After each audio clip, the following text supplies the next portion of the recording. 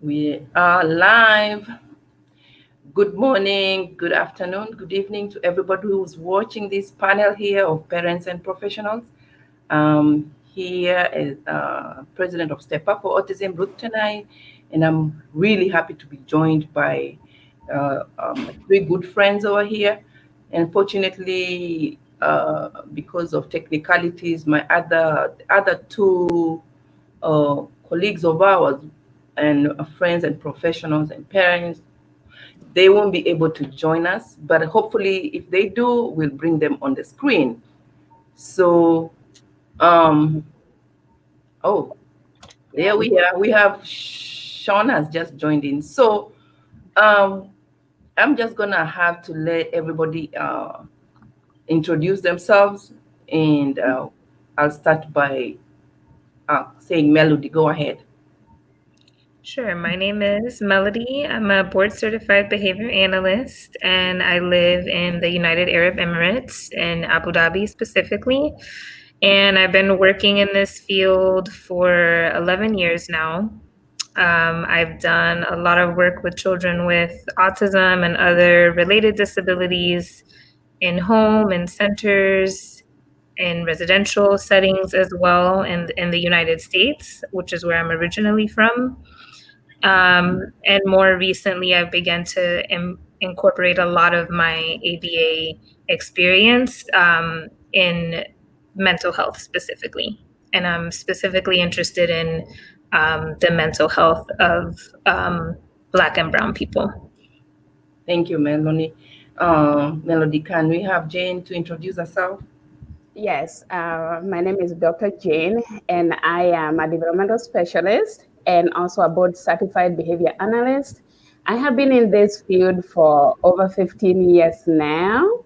So I work as a clinical director of an ABA agency, and I'm also an instructor for EBS Learning Institute, where we are teaching people, parents, and professionals to be ABA technicians. So I'm really excited to be here. Thank you, Dr. Jane. Then we have Sean, who just joined us, and I'll let her introduce herself to us. Good morning. I am Sean. I live in California. I am a certified professional life coach, and I specialize in working with parents, specifically moms of children with special needs. I am a mother of a 26-year-old young man with autism, and I have lived the journey. I am living the journey. Thank you so much, Sean. And then we have James. James, can you introduce yourself, please? My name is James Getenga. I'm a parent with a 6-year-old girl, an autistic girl. I come from Kenya. I'm also a director for a school based in Kenya called Dazzling Center for Autism. It is a center that is founded on the grounds that autistic kids need help. So I'm also a director that runs the school there. Yeah, sorry. That's fine. James, you'll increase a bit of your volume because you keep fading. I don't know why. But thank you, glad you. So we're gonna go ahead and start the questions, and I'm gonna have Jane start with this answer and also try and explain what this question is, like explain in details. We are talking about, we've seen what's happening right now, the recent happenings, as parents and therapists of children of color, what we may have, what difficulty we have difficulty with receptive and expressive language. What do you feel is the most important thing for us to be focusing on at the moment to ensure safety in public places and with law enforcement? And what is the best approach for making this to happen? Wow, that's a very good question because it brings us to focus on safety skills training. And I really feel like one of the difficulties our children with autism and other special needs have, one is difficulties with the language. That is understanding language. They have difficulties communicating. Some of them, we have a huge percentage of them who are nonverbal or nonvocal. And then we have a lot of them who do not understand social cues. And we know that, like, for typically developing children, like if they see someone like so closely walking behind them, they will pick up a social cue and say, that is not a safe behavior. This person might not be safe. And that is not the same case when it comes to children with autism and other special needs. So one of the things that we really need to focus on is teaching these safety skills so that our children are safe out there in the community, in schools, when they are they are interacting with law enforcement, other adults in the community, and that's where, and I know Melody and everyone else in this panel would agree with me, that's why we need to teach, what is safe and what is not safe, or discrimination skills. And one of the things we do even in our program is program for these things.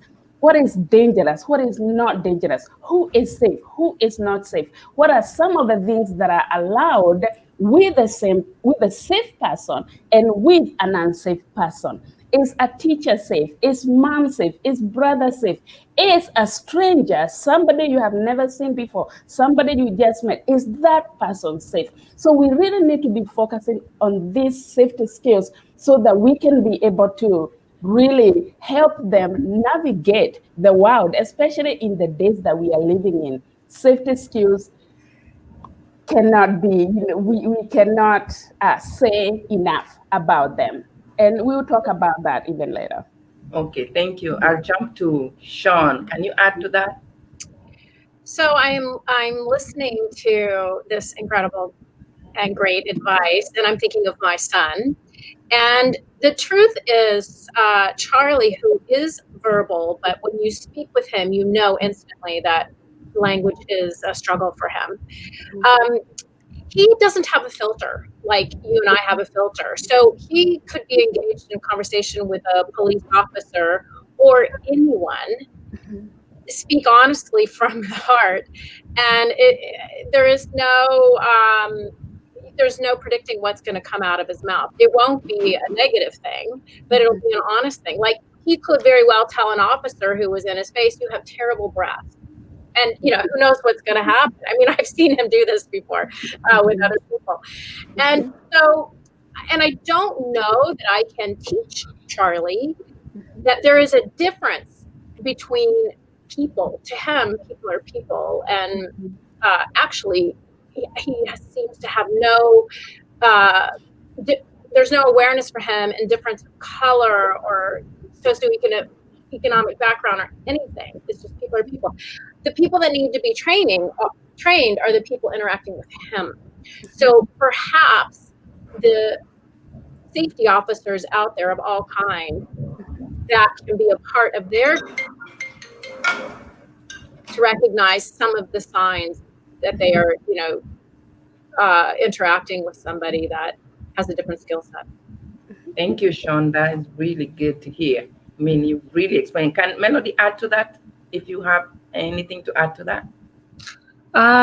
Sure. I think, and I'm just going to be honest here, looking at what's going on in the United States right now for typically developing adults, Black adults specifically, it's hard to say what the best approach is. It doesn't matter if you're in your own house or if you're walking down the street or if you are unarmed and just taking a sip of water.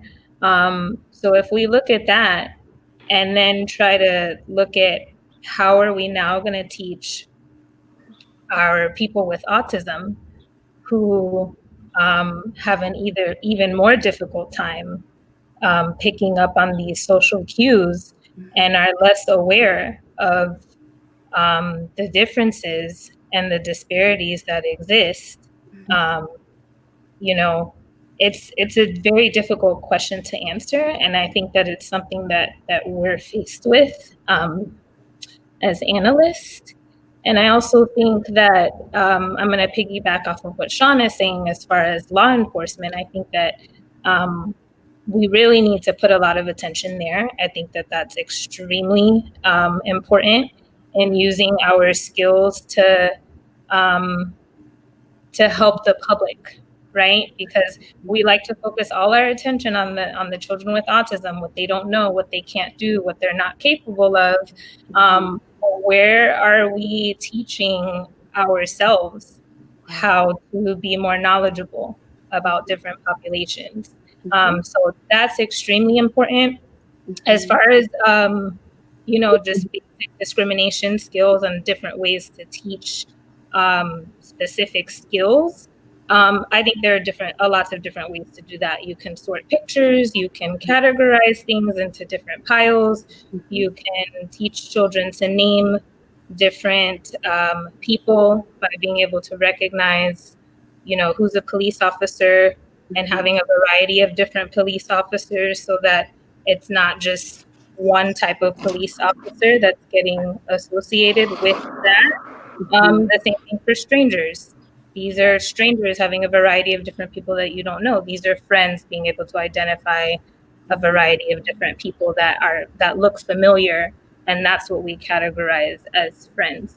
So there are ways to do that, but I think that it goes beyond just let's fix these people. We're not trying to fix people with autism. We're trying to educate the public, which is all of us. Yeah, it's true. We have to all have to work on ourselves too. And I totally agree with Melody. James, I know you are in Minnesota. That's where it all started. So if you want to add on that, well, just just add to that. What do you think? Well, the issue of the police, and not only the police, but other people that do not understand our kids has been on my head for so long, because I come from a region that does not understand autism. I come from a region that associates any disability with maybe witchcraft or something else. So trying to teach these kids on how best they can socialize with these people is very difficult. Already they have so much to take in. So trying to teach them these social skills, yes, it's good. But I think the most important point that we need, or the most important thing that we need to do, is to create awareness. Talk to these policemen, talk to people that there's this group of kids, there's this autism, and the best way that you can deal with them is this and this and this way. So we tell them about this condition, that is awareness, and then we equip them with the knowledge and maybe the techniques that they can use to handle these kids with autism. Yeah, for me, I think we should start with the other groups that do not understand these kids before starting with the kids. Yeah, thank you. Jen, you want to add to that?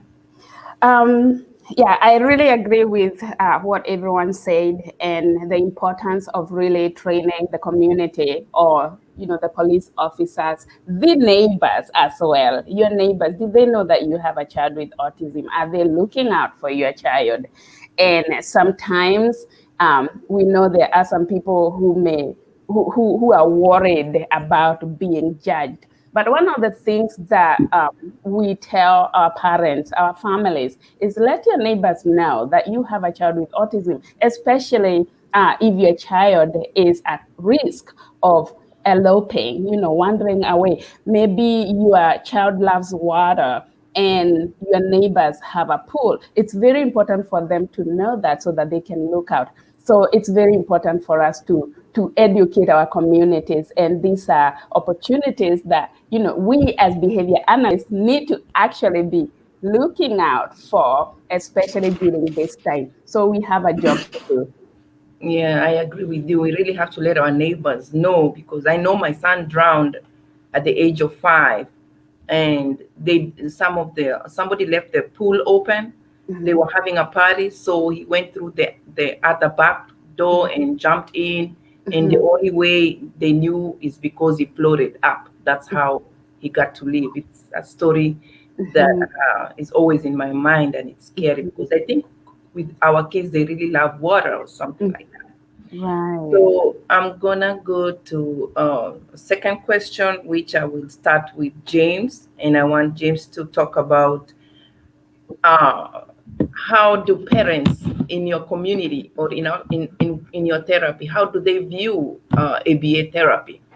And then we can discuss and everybody can contribute to that, because I know in home where me too, in Kenya, they will be like asking about ABA therapy. What is it? Why do we have to apply it? They have a different misconception on how ABA works. So I'll let you ask the question. We ask questions or okay. You For just me, I think ask the ABAs how it's done, or if you want to know more, because I know you will deliver it the way you hear it. yes. You are the median at the moment, so I'll just let you ask and talk about it. Well, I'll be very frank here. Starting with me, we only know the definition of ABA, nothing beyond that.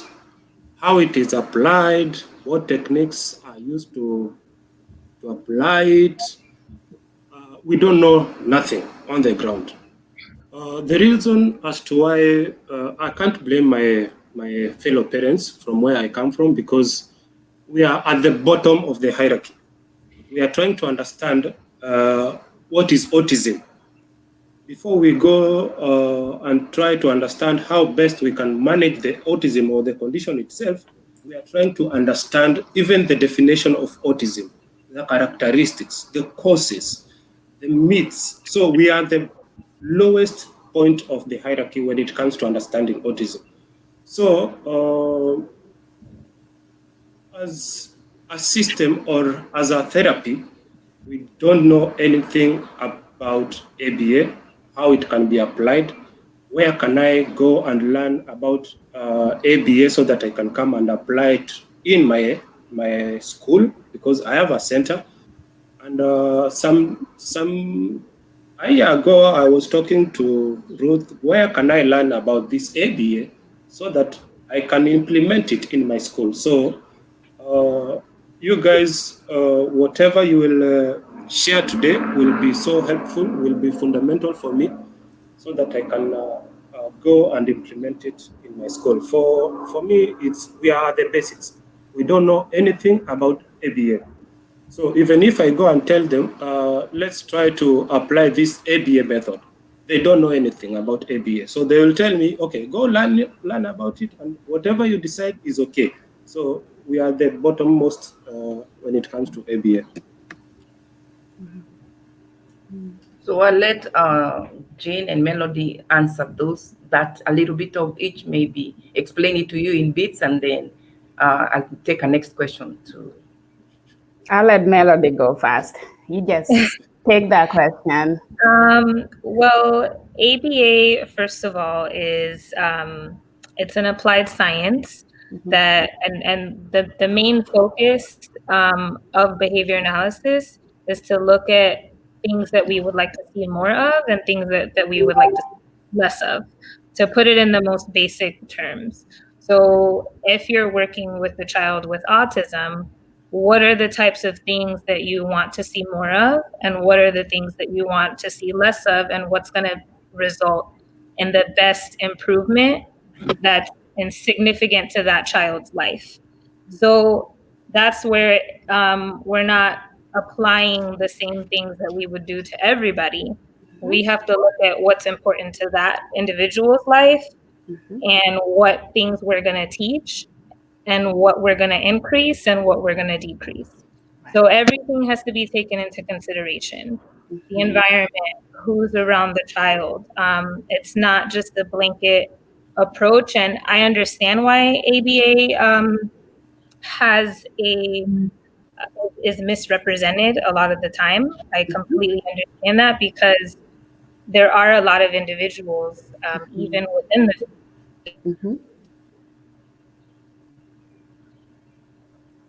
I think Melody froze a little bit. So Yeah. So, and I think what she was trying to say is that we do have a lot of people misrepresenting ABA for the same reasons that you mentioned. They don't yeah, know what it is. And we know it's one of the evidence-based, or it includes one, some of the evidence-based strategies that we use. You look into research and you'll find that it does work. So it's amazing, and you should really. I want to give you one resource. We do have a, an online program, and the next cohort starts in July.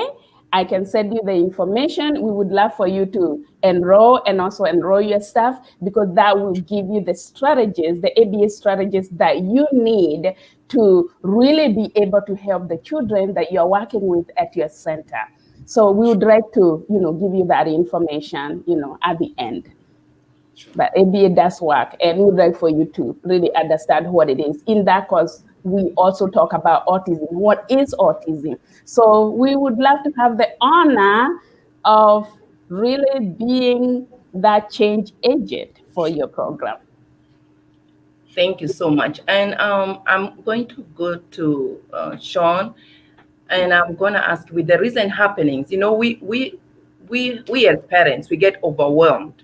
You've seen a case where recently a mother, killed a son because we don't know. I don't know the reason for that. So as a coach, when people are so overwhelmed, what is your advice? What would you give advice to parents? And what do you think they should do? So that's another great question, Ruth. The way I would like to answer that question can also be tied to the question you just asked these experts here on ABA. There are lots of programs and services and methodologies that you can use with children. Underneath that is so important to understand, particularly where the mother is. What is her belief system? What are her feelings? What's going on inside of her head?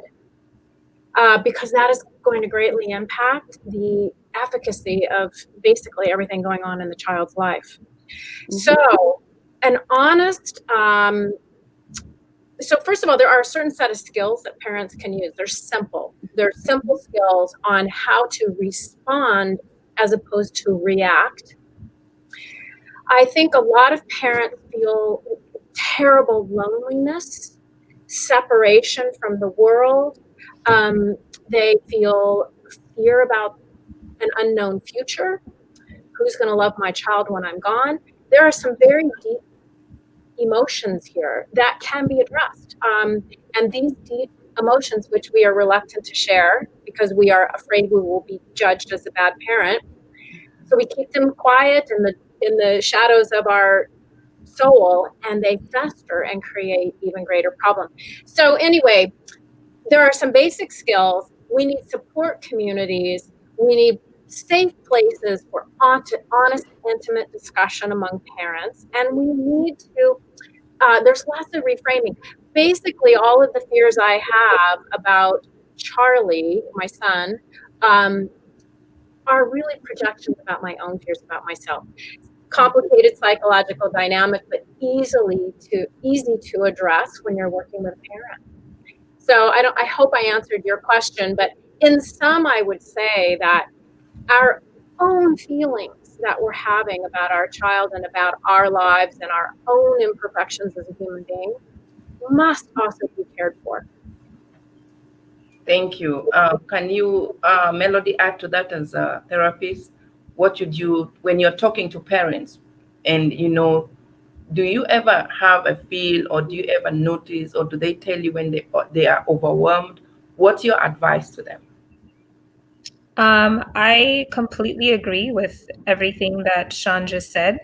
And I think from a behaviorist perspective, one of the things that we look at is context. And a lot of people just think that the context is, where the child sleeps and where he eats and the desk that he might be sitting at school. But it goes far beyond that. It is also included in the context how the parent feels. What are the parents' feelings? How is that going to affect? So all of that is not absent from being able to approach this scientifically, and not just scientifically, but also as a human being. We're all human beings, even the professionals coming in to help. And I think that that's extremely important to emphasize in your relationship with whoever you're working with. And I think it's a collaborative approach. We're not coming in as experts to tell people what to do. We're working together to find solutions that work for the family. Thank you, Melody. And I'll let Jane answer to that. And also, if you can add on how parents can help themselves when they come to you. Okay, one of the things that we really emphasize in our program is parent participation, and the parents are very key in our programs, and that's why our program tends to be more successful. And so every time we go into our home, we are really able to pick up, when parents are overwhelmed, because we have over the time of programming, we work towards having a positive rapport with the parents. So we do know when they are overwhelmed, and we do encourage them and let them know, you know what, we are here to work together. We are partners in this, and we will stick together. And we also really encourage them to really practice self-help, because you want to do that so that you can be able to help your child. Just having a child with special needs is it can be stressful, especially during this time. So we really do help, ask them to take care of themselves, and also, I think can somebody need to mute themselves? I'm sorry. Just really take care of themselves. Thank you. Thank you for answering that. I will ask James to answer that as a parent. What have you done that has helped you? Well, before I say what I've done, I looked at the clip and I realized that the parent tried to drown the kid twice. The first time it did not work, and then the second time it worked. I was asking myself, what pushed that parent to that level? To a level that she was so comfortable, she was okay seeing her only child drowning. Well, I tell you, this pandemic thing is real. The stress that parents are going through is real. There's a lot of pressure we as parents are going through. And I want to encourage you as professionals, when you meet us as parents, try to encourage us that the only support system that we can get is in ourselves, because there's nobody who understands me better than a fellow parent. So when I am stressed, I can call Ruth. I know even if I talk to her about the challenges that I'm going through, she will not judge me. So the best way that I've managed to stay afloat is I have a support system. I have friends that I can call. I have friends that I can reach out to when I am burned out. And I'm free to talk to them about anything and everything, and I'm not judged. So for me, having that support system is very important. It helps you to even when you're burned out, they will step in and help without judgment. So having a support system for me is the number one goal. Ruth, can I add something? Yeah, sure. This is so important. So thank you for letting me squeeze this in. So parents, I live this journey too. Many parents will not take care of themselves. We somehow have this backwards saying that to take time out, to invest money in myself or time in myself is selfish. I need to give it to my child. And the truth is, studies show that quality love, to give it, it comes from a place of overflow. And when you're trying to love someone from a place of depletion, it turns into resentment. So it's very important to take care of yourself. And so what does that mean? It does not mean doing the things you should do, like going to the gym or whatever you think you should be doing. It means taking a little bit of time to do something that makes your heart sing on a regular basis, that brings you joy. That helps you in giving better love. And do not feel guilty. Maybe we get this misunderstanding that doing kind things for ourselves is bad parenting. That is just such a terrible misunderstanding. Anyway, thank you for letting me add that. Thank you. So I'm going to wrap this up, and I want to each one and the four of you. I want to ask, what has worked for you as an ABA therapist? You can give me one example, Melody. What challenge you've encountered during your career? You can hear me, Melody? Yes. Because you had muted. Thank you. In your career, just give me one challenge that you've met in your career that you can say you did this and you became successful. I'll give you maybe 2 minutes, and then everybody 2 minutes, and then we can close. Yeah, I'm going to kind of reiterate a little bit of some of the things we've already said. But one of the clients that I just worked with recently, it was a pretty overwhelming situation where the parents were extremely overwhelmed. There were a lot of factors involved, a lot of changes and things happening, and just a really chaotic time. And I think instead of pushing through that and just trying to find solution, like really just taking a pause, acknowledging the parents' feelings, like we said before, and just really looking at what is each person in this situation that's responsible for helping this person, which helping all of us together. What are they experiencing? And what can we learn from that to make the best outcome, is what I would say. Thank you so much, Melody. And Jane? For me, I can think of one challenge I had in my early days in my career, and it was with a child who was 2 years old and a mom who was very, very overwhelmed from, home things, so many things going on in the home. And she strictly told us, you are here, you are the professionals. When you come, he is yours. And see you later. You sign the papers. And I had to work with that parent from where she was.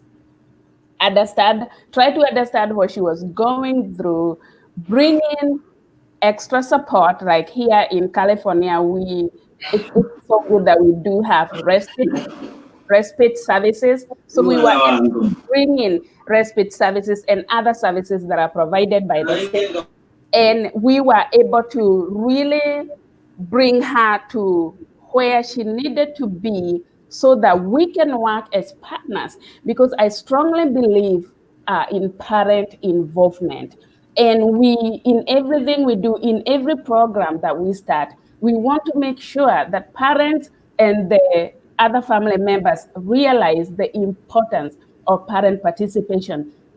Because when you have family participation, you know that what you are teaching will continue after you leave.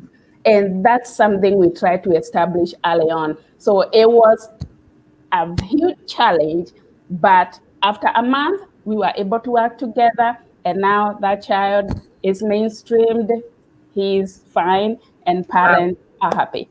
That's good. Thank you so much. That's really inspirational. I'll go to you, Sean, 2 minutes, and then we are about to close. Sure. I would just say, so thinking back to all the therapies that my son went through, and there were many, it is important and for the parent to be careful not to develop a relationship with the diagnosis, but to develop a relationship with the child, and to be sure that in the midst of all of the trying to accomplish all of these goals, that there's also moments of just simple human connection, mother, child, laughter, love, curiosity, spontaneity. Sometimes in the name of trying to help our child in the program that they're in. So that's what I would offer. Thank you so much, Sean. And James, what has worked for you as a parent? Well, for me, I can say ABA. Yes, I don't know so much about ABA, but the little aspect that I've so far implemented, they are working, like behavior modification.